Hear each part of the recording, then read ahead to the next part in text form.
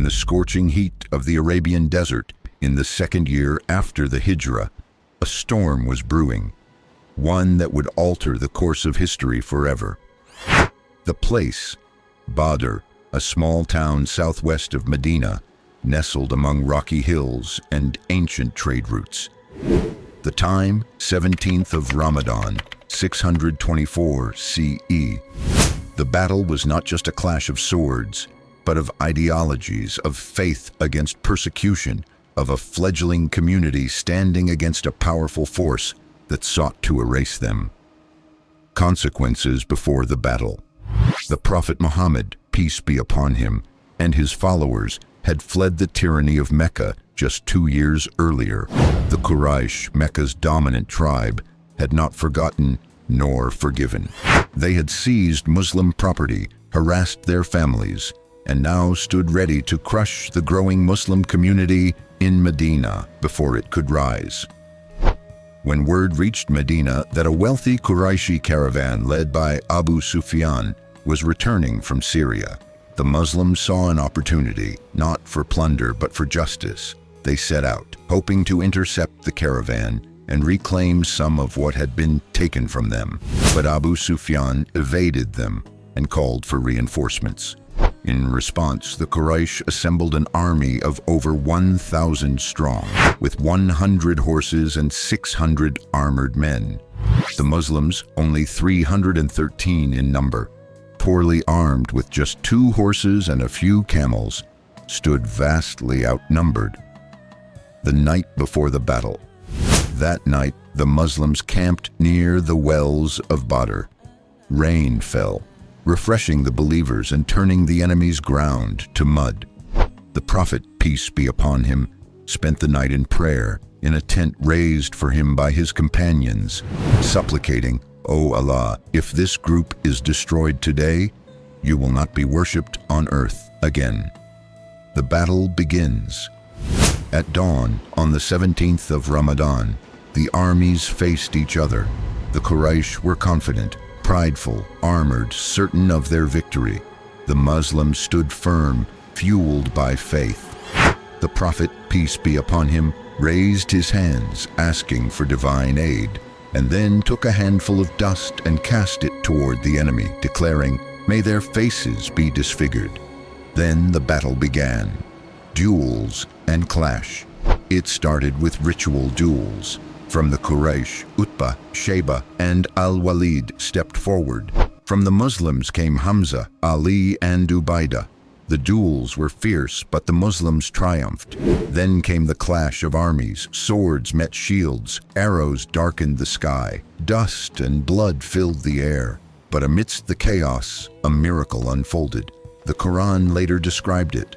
When you asked for help from your Lord and he answered you, "Indeed, I will reinforce you with 1,000 angels following one another." Divine victory. The tide turned. The Quraysh began to fall. Panic spread, and the Muslims, though outnumbered, pressed on with unity and purpose.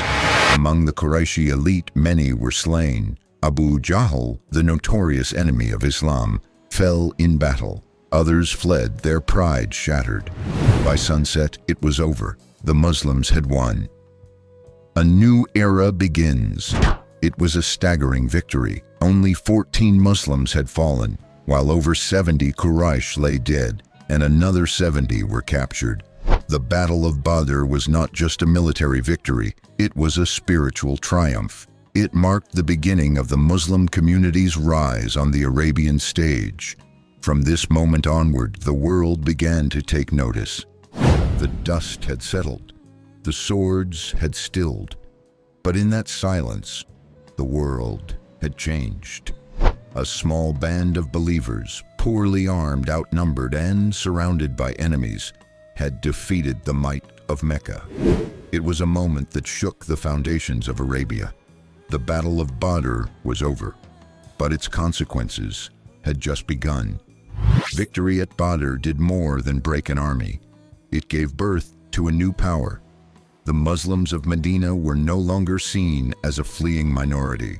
They were now a rising force with divine backing, military discipline, and a leader of vision and courage. Prophet Muhammad, peace be upon him. The tribes of Arabia, once doubtful or dismissive, now took notice. Some began to rethink their alliances. Others began to fear that this new message was unstoppable. The political landscape of Arabia began to shift. In Mecca, the defeat was more than humiliating. It was devastating. 70 of their warriors were dead. 70 more were prisoners of war. Among the fallen were Abu Jahl, the pharaoh of this nation, and other key leaders of Quraysh. The very backbone of Meccan power had been broken. The people mourned, but their grief quickly turned to rage. They vowed revenge, and thus began a cycle of retaliation that would fuel more battles to come. Uhud, the Trench, and beyond. Among the most significant consequences of Badr was how the prisoners were treated. The Prophet, peace be upon him, chose mercy over vengeance. Some prisoners were released in exchange for ransom. Others who could not pay were asked to teach literacy to the people of Medina. It was not just warfare, it was nation building. Hearts were softened. Enemies began to see the character of Islam. It was a victory not only on the battlefield, but in ethics, compassion, and foresight. But not all consequences were external. Within Medina, the cracks began to show. Some tribes who had pledged loyalty began to question the rising Muslim power, and a new hidden enemy emerged: the Munafiqun, the hypocrites, led by Abdullah ibn Ubay. They wore the cloak of Islam, but held treachery in their hearts. Badr made the lines clearer: those who were truly with the Prophet, and those who only pretended to be. To the Muslims, Badr was more than just a military win. It was a sign from the heavens. It reaffirmed their faith. It taught them that with patience, unity, and trust in Allah, victory could come against all odds. It emboldened them for the trials ahead, because greater battles still awaited them. But now they knew that they were not alone. The consequences of Badr rippled far beyond its sandy hills. It shifted power in Arabia. It exposed enemies, united believers, and lit a fire of hope that would blaze for generations. It was not just a chapter in Islamic history. It was a turning point. And from that point forward, the world would never be the same. Badr was not the end. It was only the beginning. The legacy. To this day, Badr is remembered not for its size, but for its significance. A moment when faith triumphed over fear, when a persecuted people stood firm against tyranny, and when history bent under the weight of belief and bravery. The Battle of Badr, not just a battle, a revelation in motion.